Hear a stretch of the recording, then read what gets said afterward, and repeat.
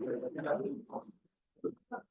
morning. So our first speaker this morning will be Michele Schiavina, and he'll be talking about Hamiltonian gauge theory reforms. Thank you very much. Thank you for inviting me this great conference. I'm learning a lot. So today I want to report on some fairly recent work with Aldo Riello on a description of, let's say, moduli spaces that arise as reduced phase spaces or gauge theories, but in the presence of corners.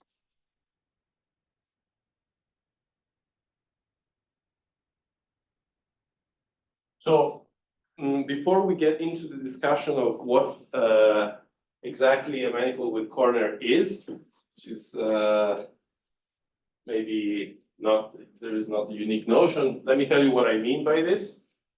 So I want to think about the following. So I want to think about a codimension one submanifold inside some smooth manifold, which may be Riemannian, Lorentzian, whatever. Okay, so this is codimension one. But I want to look at the scenario where the boundary of this submanifold is not empty. Okay, so for me, this is a codimension two submanifold inside the ambient space, which I will call a corner. And okay, there are several applications of this which I will discuss, but just to make things clear. So this is the setup, sort of conceptually. So you may know that if you have a field theory on a manifold M, there are several procedures which I'm not going to discuss, so I'm going to jump this step actually. Given a field theory on M, there is a procedure that to induce a certain moduli problem on sigma, so such a hypersurface dimension one submanifold. Okay. Now, often this moduli problem is related to a Hamiltonian. So usually, or often, this is related to Hamiltonian actions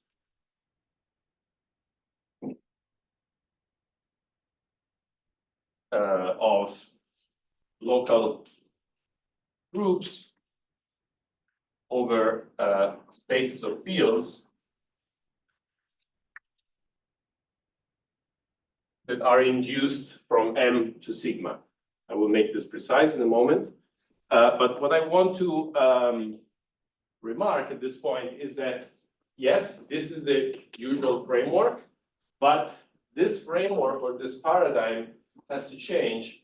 So the paradigm changes if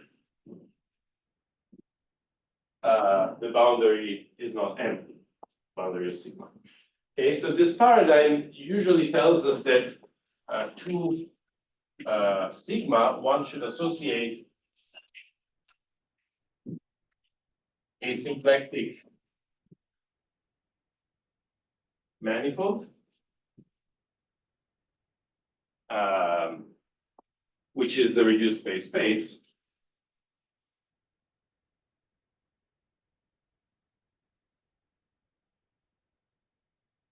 And please let me know if I'm writing too small, maybe. But the upshot of what I will tell you today is that instead, if you're looking at a codimension one submanifold with boundary, you have to replace this with the notion that the reduced phase space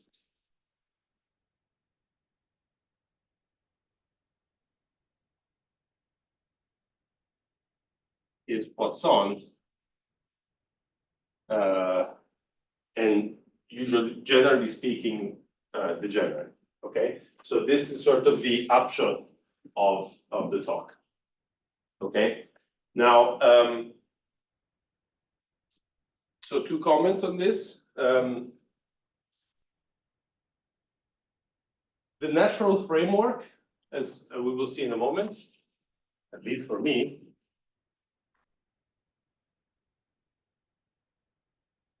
to deal with this is that of, well, what I will call locally Hamiltonian G spaces. So I'm really thinking of forms, local forms on sections of fiber bundles. Okay, so local forms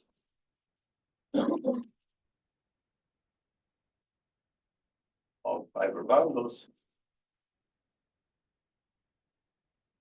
And I'm looking at symplectic reduction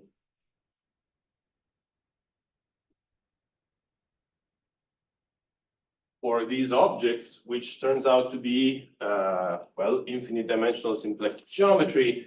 And although I will not talk about this too much, everything happens in the Frischl setting.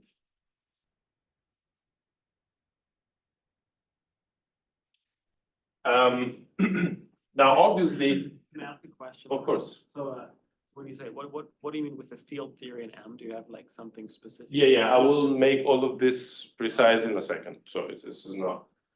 This is an overview picture of what's coming. So the point is, here you can really do calculations without the need of like necessarily the need of resolutions or higher structures or BV frameworks, all that. But ultimately, it will be easier to treat these examples using those techniques. And hence, what I will tell you today is just a motivation and sort of like an expectation of what we should expect, well, what we should see on codimension 2 strata if you have a field theory with local symmetries, okay? So what I will tell you today will fail in many ways on certain examples, okay? So when it fails, you want to resort to more sophisticated techniques such as resolution, digimanicals, and so on. But at least this, today we're gonna get our hands dirty a little bit on some specific example to see that sometimes the calculations actually produce something concrete. Okay. So, moreover, so the second comment is that the fact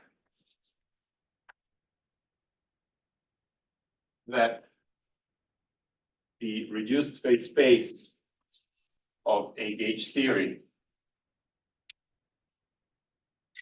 is Poisson explains in some sense a number of phenomena both in theoretical physics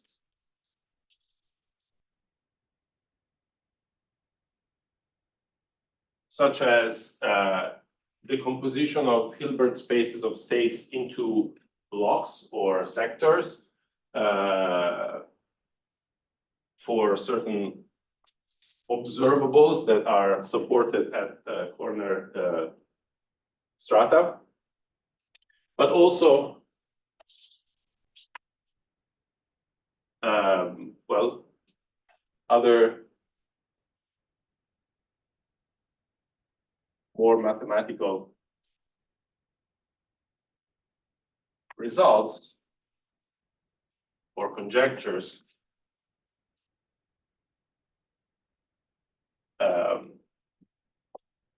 for example, in representation theory, related to geometric quantization and all that.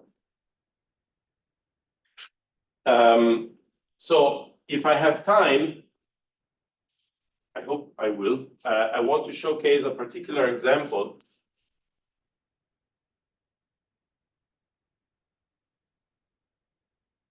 which is that of Young-Mills theory.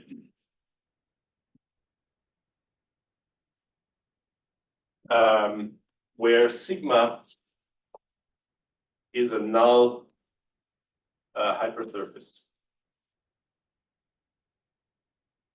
So you have a metric on M and you Lorentzian metric on M and you restrict it to sigma and that becomes degenerate. Okay, so this example is computable, and out of this example, you will see popping out sort of a Hamiltonian explanation of what people call asymptotic symmetries or soft symmetries. Whatever. So if you're interested in this, you might find this cute. Otherwise, it's just another example of a Hamiltonian space. Okay, G space. Final comment, because I would like to get some people on board in this project, extended project, is that the case of gravity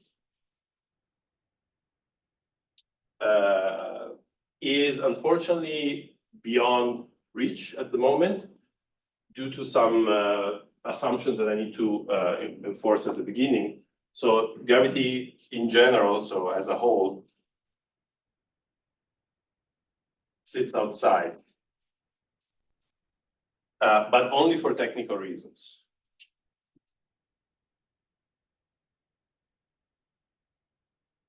Okay, so yeah, I would like to find a way to sort of deform this framework so that we can include the case of gravity. Okay, so let me start with some definitions just to fix what I just said. So I'm gonna look at a smooth, compact manifold sigma, possibly with boundary. Okay, so I will start from this and then I'm thinking of it as embedded in some M, but I will not talk about M at all. I'm sorry for the recording, it might be better to write a little bit bigger. Bigger, yes, of course. And I want a, let's say, fiber bundle, but for today, we're going to stick to vector bundles. Okay, so this is generalizable fiber. And I call curly P the space of smooth sections of E.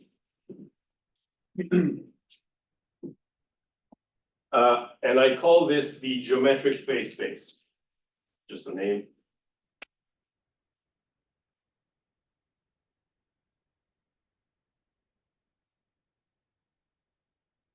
Okay.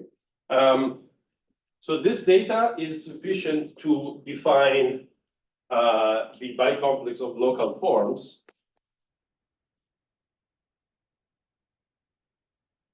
which is denoted by this. Am I putting P before? Yes.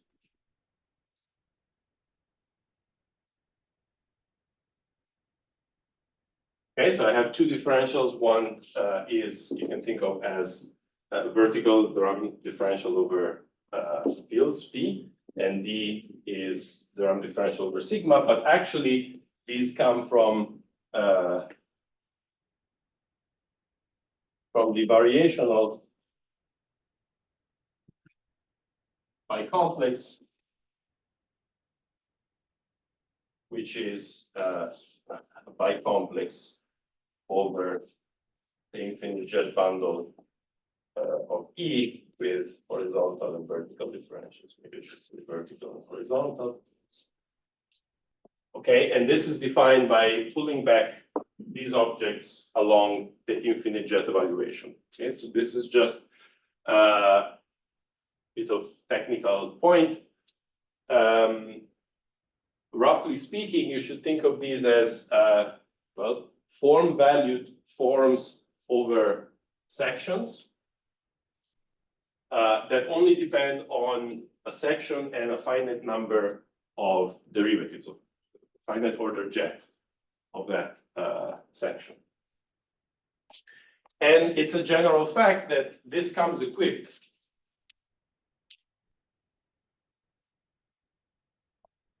with a Cartan calculus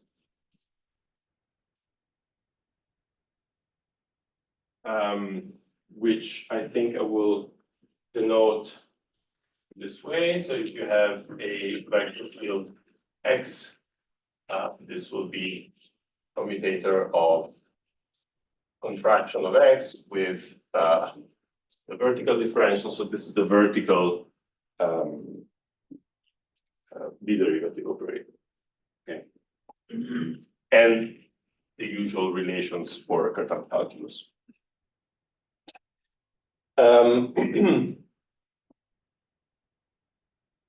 So I want the following data to define a locally Hamiltonian G space. I want the following data. So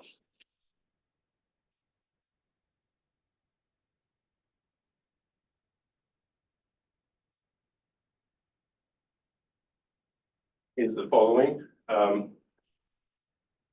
A local symplectic density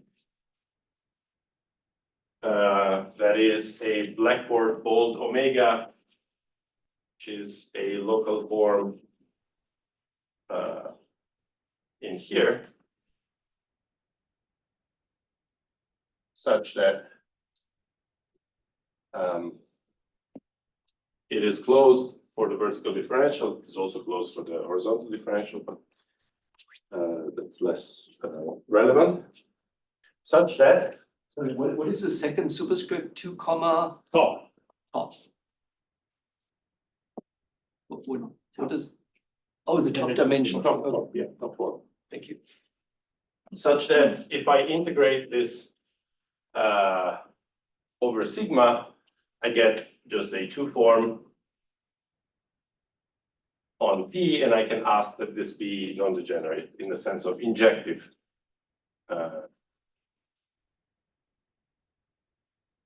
Okay, so if you want, this is actually weakly symplectic, if you're familiar with the term. It just requires that the associated map from tangent to cotangent is injective. Okay, so then I want also, well, okay, a local action of a local Lie algebra.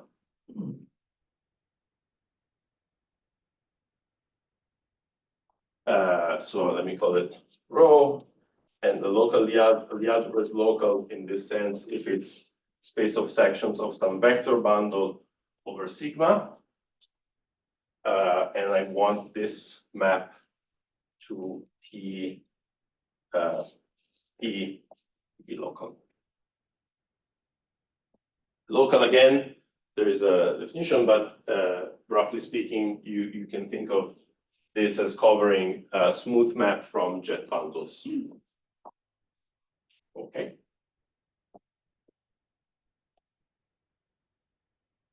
And finally, I want, sorry, it's a G space because I want G to exponentiate to some G. Okay, so here in the theory of infinite dimensional Lie groups, there is a notion of enlargeability. So technically speaking, I'm asking that, but and then 30, I want a local momentum form, which is a blackboard bold H, is a local 0, top form on E plus sigma, such that, well, it satisfies the Hamiltonian condition, but densitized, so at every point. Okay, so this is the condition that I want. So roughly speaking, I want this to hold, not up to the exact terms, but I want this to hold pointwise without having to, let's say, integrate by parts. Okay. So this is the condition. So if I have such data, I have T, G, H, then is a locally Hamiltonian G space.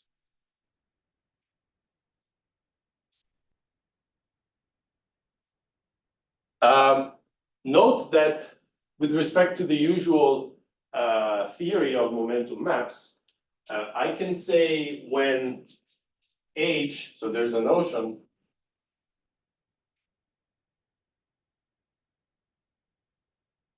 of equivariance. Sorry, I made a mistake here. Sorry, pardon me. This is a sorry. I want this to be a 0, top local form with values in G star, which is also a map from G to this. Sorry for this. Too fast. Right, so now the equivariance makes sense. Okay, so there is a notion of equivariance for such objects. And there is a notion of weak equivariance. If I have the following.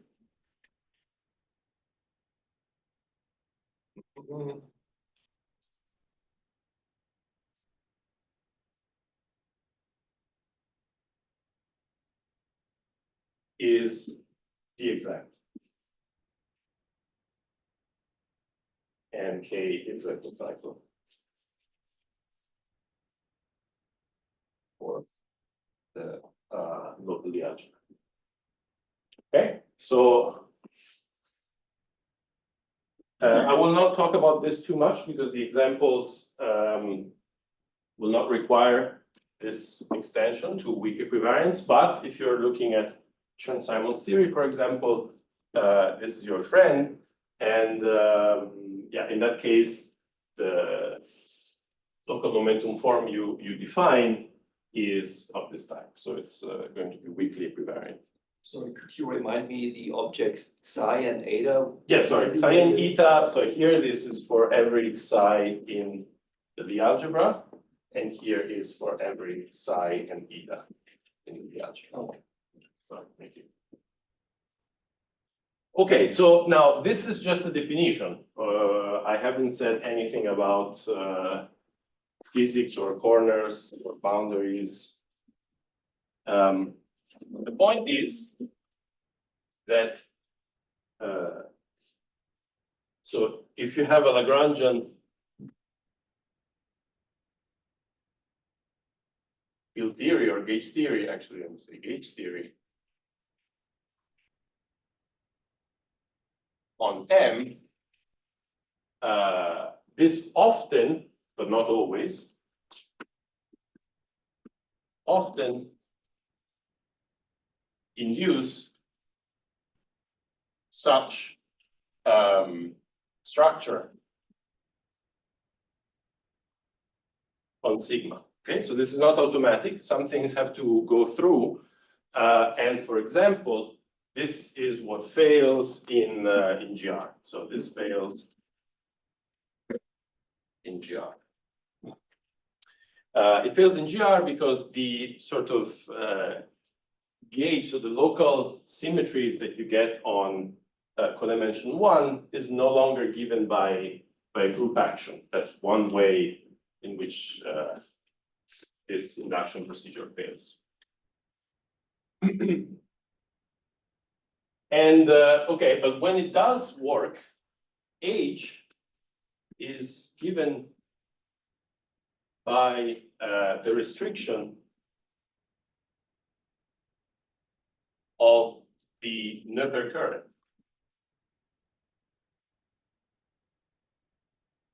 Okay, so this is a very sort of a canonical object that you construct, canonical in the sense that it's classical, or I should say.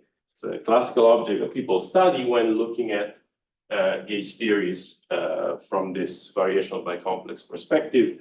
Can define Notre current. It is conserved on the space of solutions of the equations of motion. Okay, so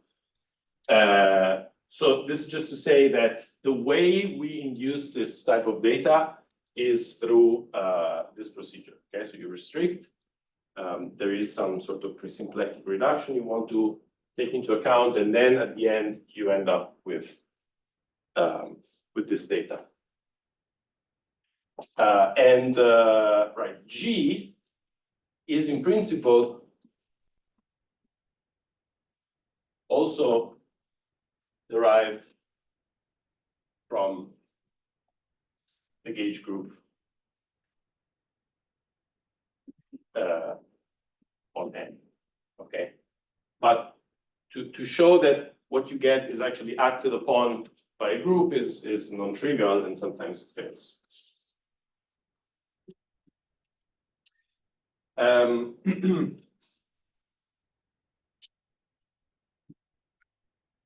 Right. So 2 comments. So if you integrate H, you get a map from P to the dual of the Lie algebra. And Notre second theorem tells us that on shell, okay, let me write it like this. H should be the exact.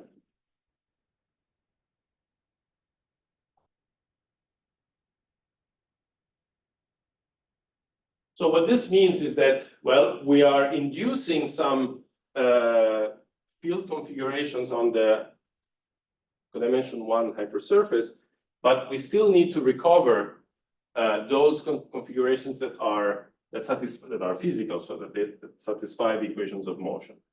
And Notre told us that actually to do that, a sufficient condition, sometimes depending on the surface you picked, is also necessary.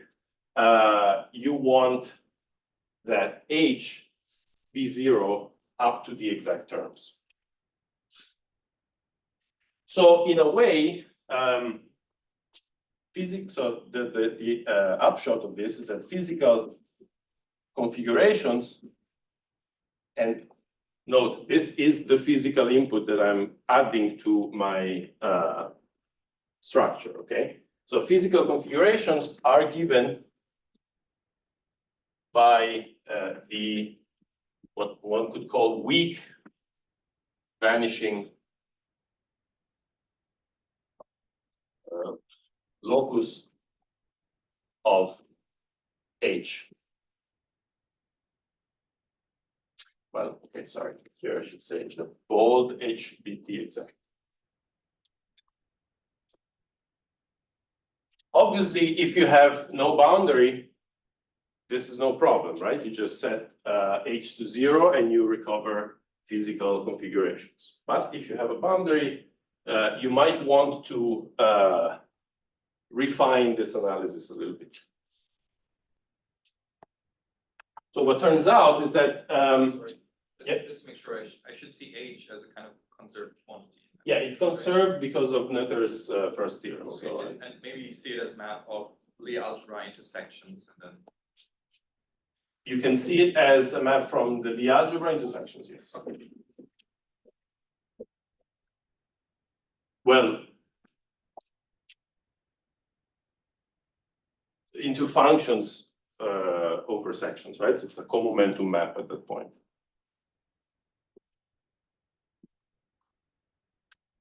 Okay, so how do we make this precise? So how to make this precise? Well, it turns out that the fact that this is valued in the dual is actually coming to our aid because there exists a natural decomposition or splitting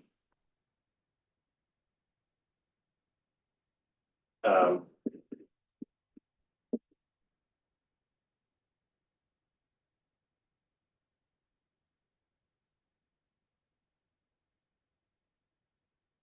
this type. And okay, so this guy is called constraint. This is just terminology. And constraint form, and this is called flux form. And okay, so here I'm not saying what this H0 does, but essentially the weak vanishing locus of H is the vanishing locus of H0. Okay, so if you want, we can rewrite this as such that physical configurations are given by the zero of H0, which is also the pre-image of zero of the integrated local form that you obtain by integrating H0. Okay, this still goes from P to G star. Okay, so this is going to be relevant in a second. Okay, so what I'm saying here is that we can rephrase Notre's second theorem by saying, well, generally speaking, if you're looking at this local field theory, what you should be looking at is really the vanishing locus of this form H0. But here, it's very tempting to say, well, this is a momentum map for the action of G. So then I can look at the zero locus of H. I can quotient by the action of the group, and I will get some symplectic, possibly singular space, right? And I'm tempted to say that this is my reduced phase space. Okay, except this is not true. It's too restrictive because asking that H vanish as opposed to H0 means that also this term has to vanish. Okay, which, as we will see later in an example that will clarify hopefully all of this, is requiring some extra corner conditions on the fields, which are absolutely arbitrary. Okay, so we had a momentum map for the action of G, and except that the zero locus of that momentum map is not what we are interested in.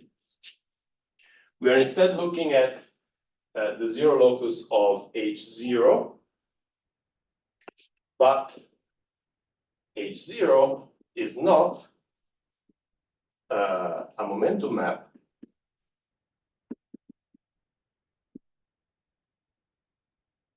for G.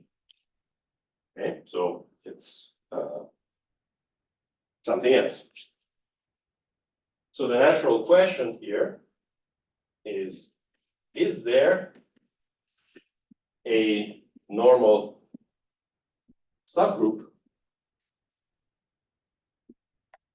G naught or G0 in G such that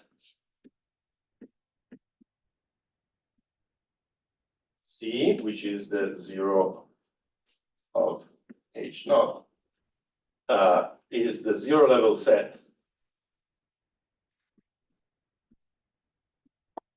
of the associated momentum map. I'm doing very badly on time. Okay.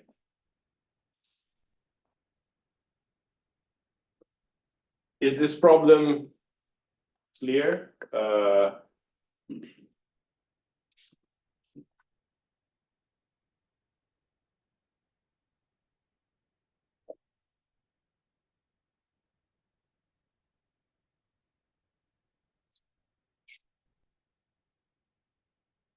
Done, really, but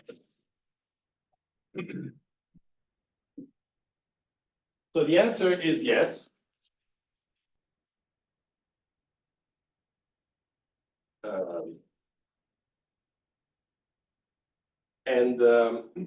So let HC be defined as the pullback to C, which is defined through that decomposition of what is left.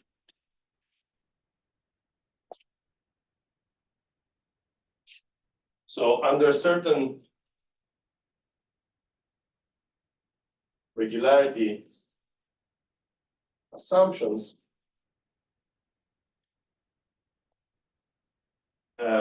then I can define G naught to be the annihilator of the image of HC.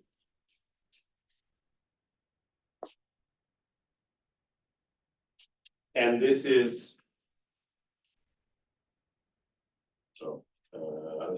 this guy is the maximal,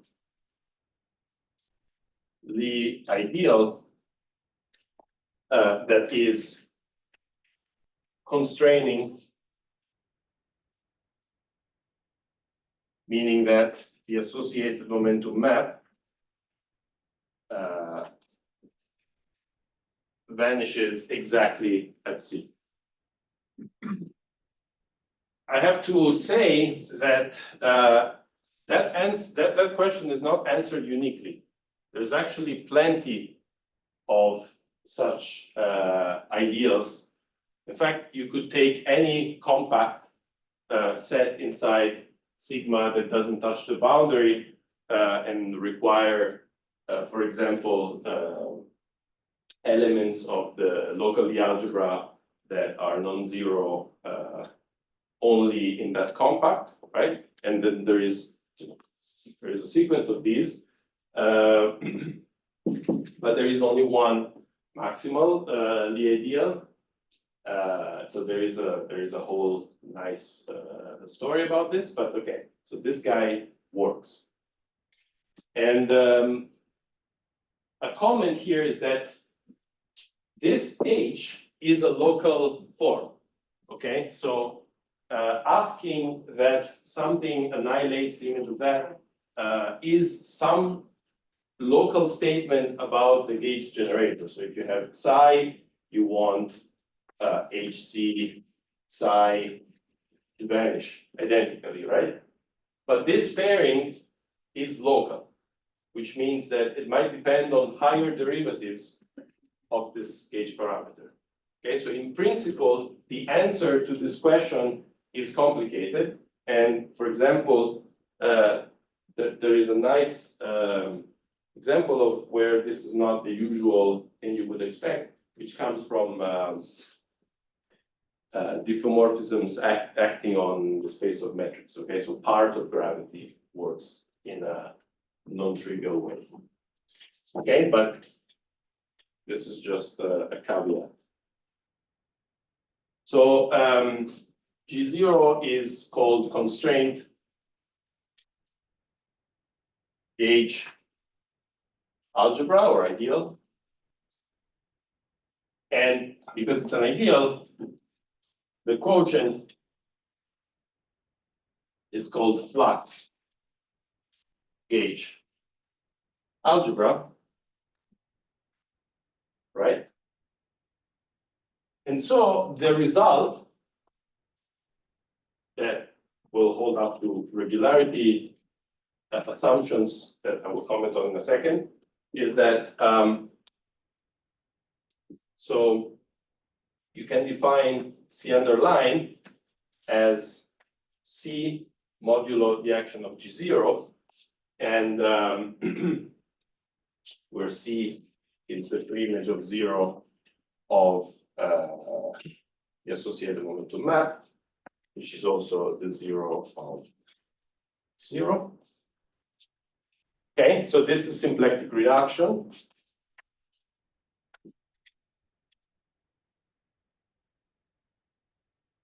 Okay, so the statement is that this space is symplectic when smooth, obviously.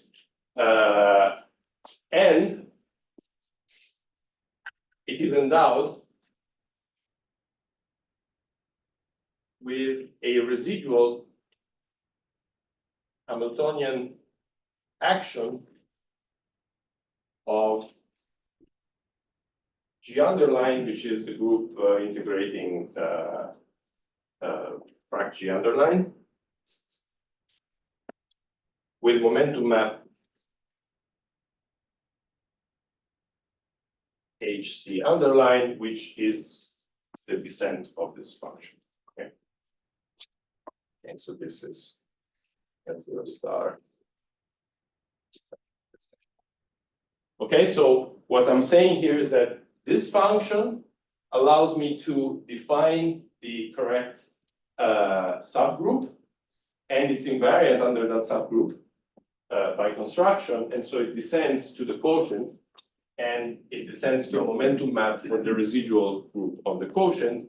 So this structure is often called reduction by stages.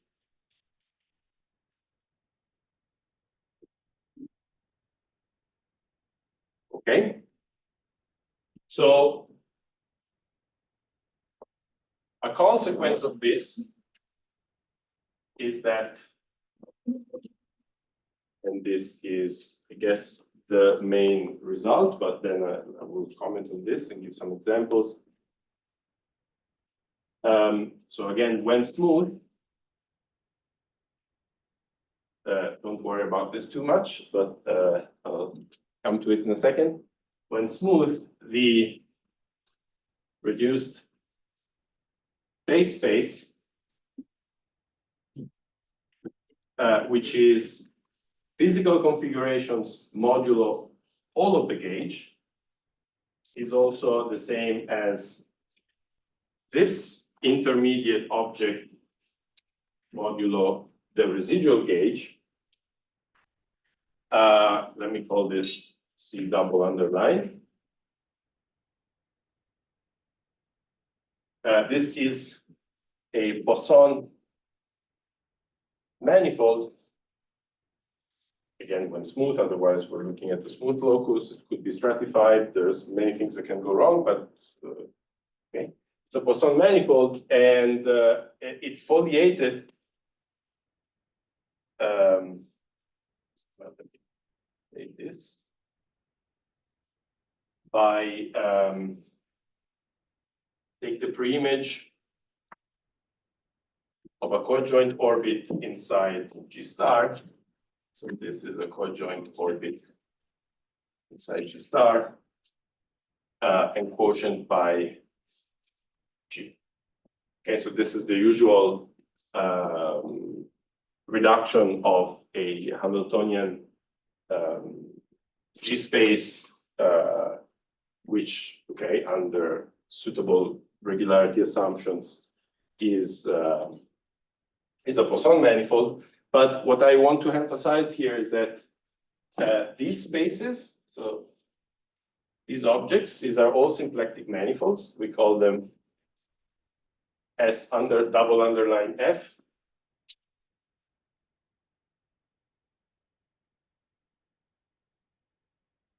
Okay, so we call these guys classical superselection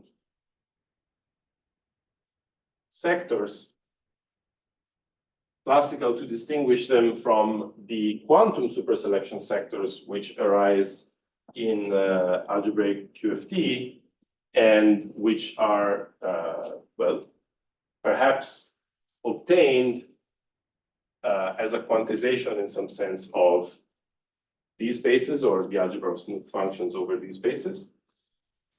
And again, note that the value of this momentum map residual, where is it? Here, is not fixed a priori, right? So I could have it take any value, and any value is, at least at this stage, equivalently viable from a physical point of view, so I should take all of them. Hence, the space of configurations that are physical up to gauge, well, can at best be described by a union of symplectic manifolds. This. Okay, so these objects here, so the image of HC is often called space of fluxes.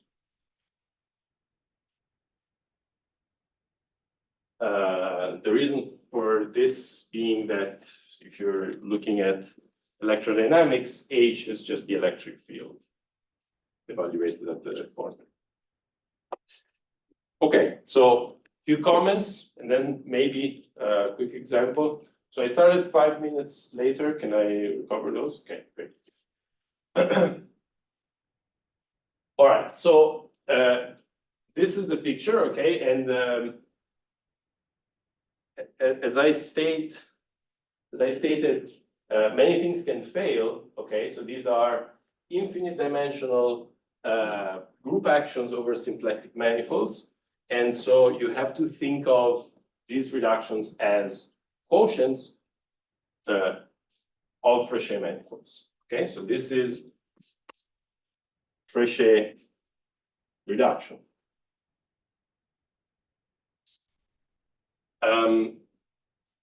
There are many assumptions here. There is the assumption that G naught and G underline integrate to a Lie group. Okay, so that's the enlargeability of these things, which is something that you need to check. There is the freeness and properness of these actions over these symplectic manifolds, which you need to check. However, so these assumptions are verifiable with some caveats, obviously, for Chern-Simons theory, BF theory, Yang-Mills theory, and these are the ones that we checked, and it works, at least for G compact, compact, semi-simple, or G abelian. Okay, there are other assumptions that you need to, that I'm swiping under the rug, but I'm happy to talk about this. It's just that I need to give sort of a contained picture. But in certain instances, this can be computed very explicitly and give some results. As I said at the beginning, in general, you cannot expect this to work. Already in Yang-Mills theory, if you include reducible configurations, then this space is going to be stratified at best. However, so for example, it's non-trivial, but it is true that, for example, G0 often turns out to act freely. Okay, so that quotient, so if G is compact, for example, is mapping group, G naught is just gauge transformations that are the identity at the boundary, for example. This acts freely and properly, And so that space is well defined. Okay.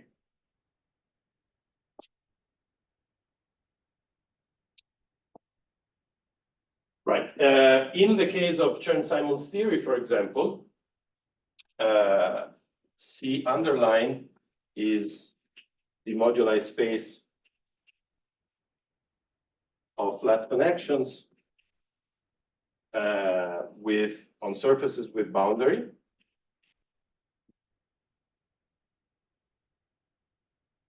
And this has been proven, I think, by Donaldson in the past to be a smooth infinite dimensional manifold with a Hamiltonian action.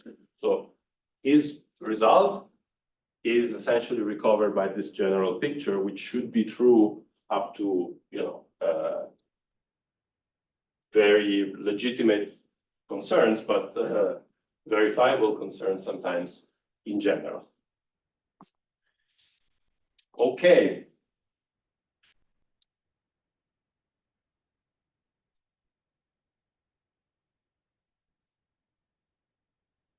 So let's maybe look at an example.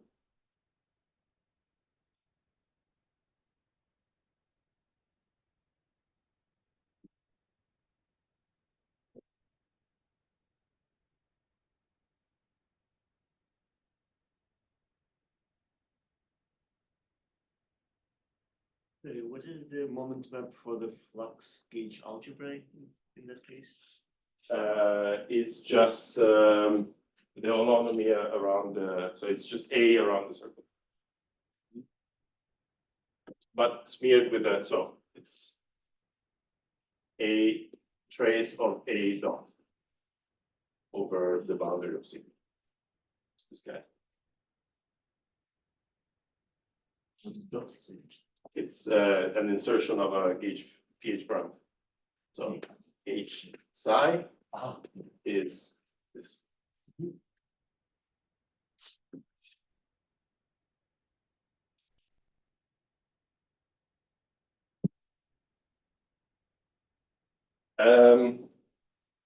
I'm thinking whether to give you a more familiar example or a less familiar example, but I think more interesting.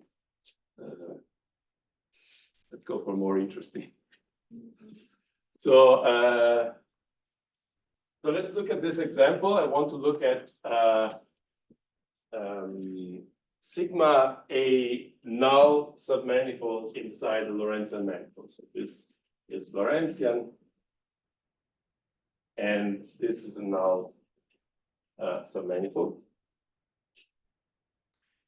For simplicity, I want to assume that sigma is S2 cross 0, 1, so this is for D. Okay, and so it has a boundary, and I take coordinates here, xi, u if needed, so a null submanifold will have a, well, there is a one-dimensional space of vector fields which are null, so that have zero norm with respect to the induced metric over sigma. I take one, I call it L. I'm gonna consider the following space. So E for me is going to be the following data. So these you can think of as connections for a trivial principal G bundle on sigma. And I want to decompose them so that these are one form with values in the Lie algebra, and I want to decompose them so that this is some AU du plus a spatial part. Can do this because I have a trivial product structure. And these guys are my generalized electric fields, which are thought of as functions from the interval into two forms on sigma with values in the Lie algebra. This is just data. L is just a vector field in the null direction on Yeah, this. so L, in these coordinates, you can think of as d over du. Oh, I see. So the last direction is the null direction. Yeah. Okay. All right, so here there is a maybe unusual symplectic form, symplectic density. So I will call, so these guys I call E, which is given by this. And this guy is called AL.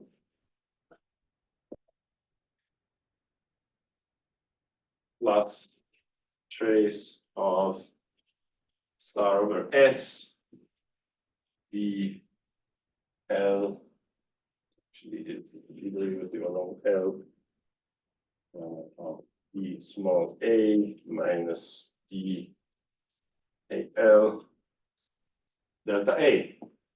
Well, it is what it is. You actually get this from the standard symplectic form for Yang-Mills on a hypersurface, assuming that the hypersurface is null and decomposing things in that way. Okay, so this is just Yang-Mills on a null sigma. Okay, but otherwise it's just a prescription. It looks complicated, but it has meaning. I can prescribe a local momentum form by taking, I will specify what this stuff is in a moment.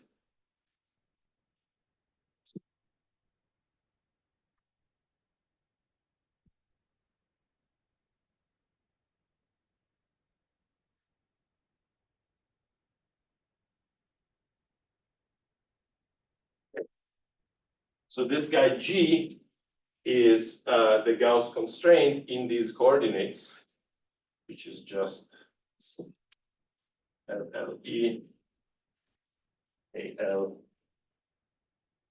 E. Okay, it's just some formula. So this again arises from Yang-Mills theory when you write down the Notre current for Yang-Mills in these coordinates, you get this stuff, which is ugly but useful. So I'm going to call this guy H0, and well, whatever remains here as a total derivative is H.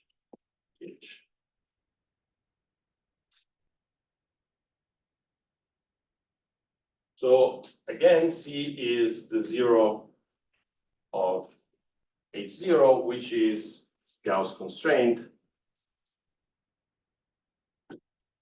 which essentially tells me that the electric field should be covariantly constant along the connection. All right, so I think I'm running out of time, so I'm just gonna state something here.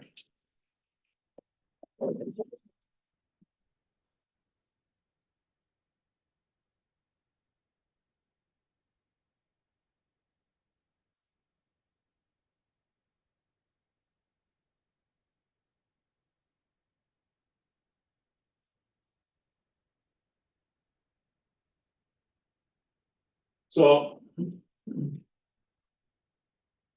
if you turn the crank and you try to apply that picture before, you see that, so you can prove that the first stage reduction of this data, which is what you get from Yang-Mills theory if you place yourself on a null hypersurface, is the space of spatial connections, okay, so these small a's, times a cotangent bundle of the mapping Lie algebra G, and this I should say for G abelian.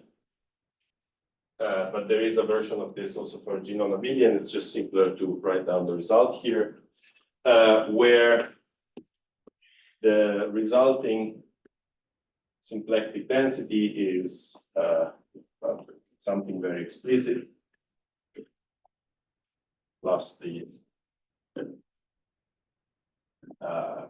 canonical form of the cotangent bundle. And this has a Hamiltonian action residual of G underline, which is two copies of the mapping group from the sphere, sorry, S2. Now, why do I give you this example?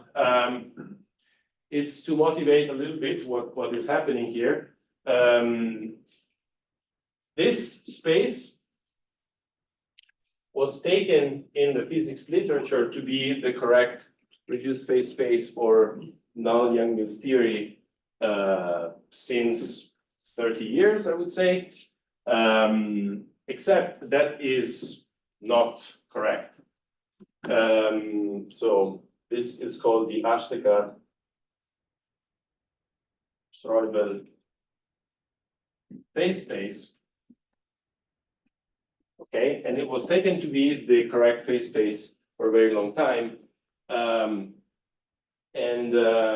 Then people realized that actually, well, there are some residual symmetries over it.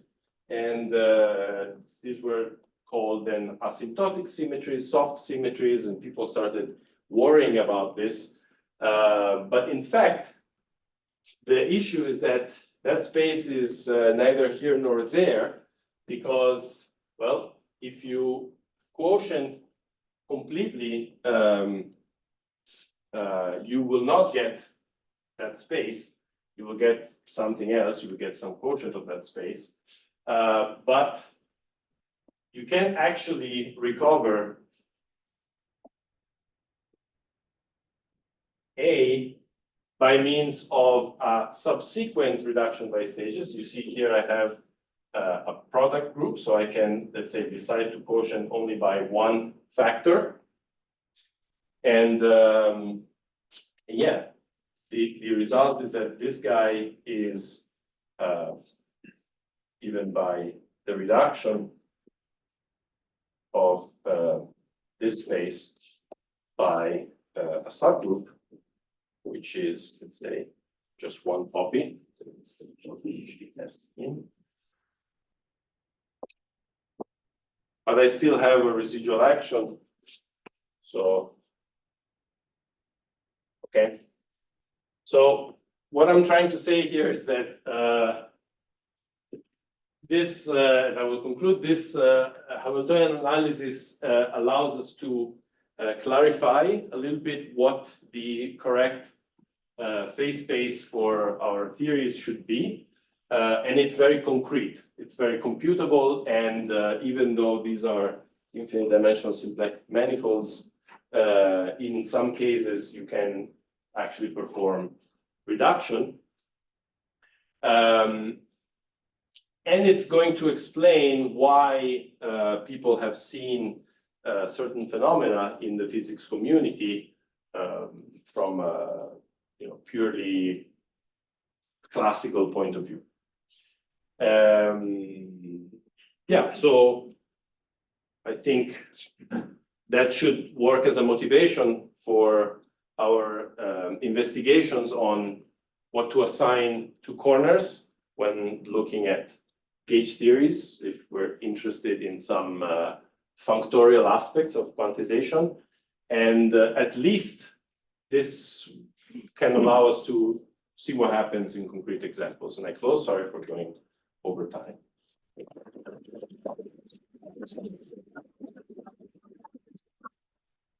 Thank you. Well, in view of the time, it should be a very, very short discussion. So let's make one question, and all the other questions, please discuss upstairs. You maybe elaborate on the claim why this fails in GR. Yeah, so in GR, you don't have, so you can define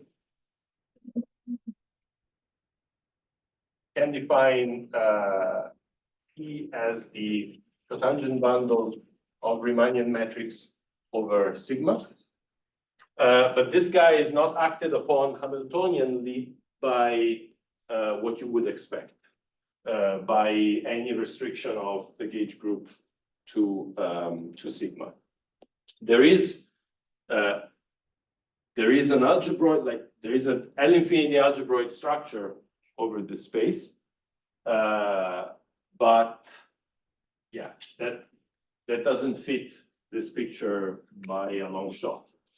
So some things you can still do.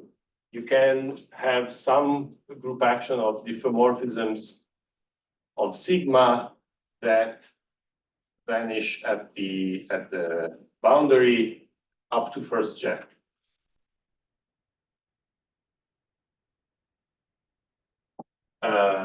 And if you do that, then you find that one of these, so the momentum map for this action is actually given to you by the area at the corners. So the super selection in physical terms is the area of the corners.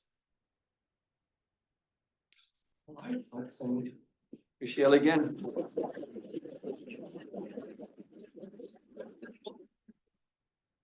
But we'll begin at 11.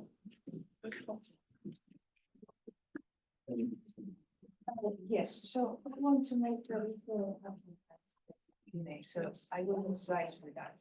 How do I do that? Send you the slides. Okay. You know I will do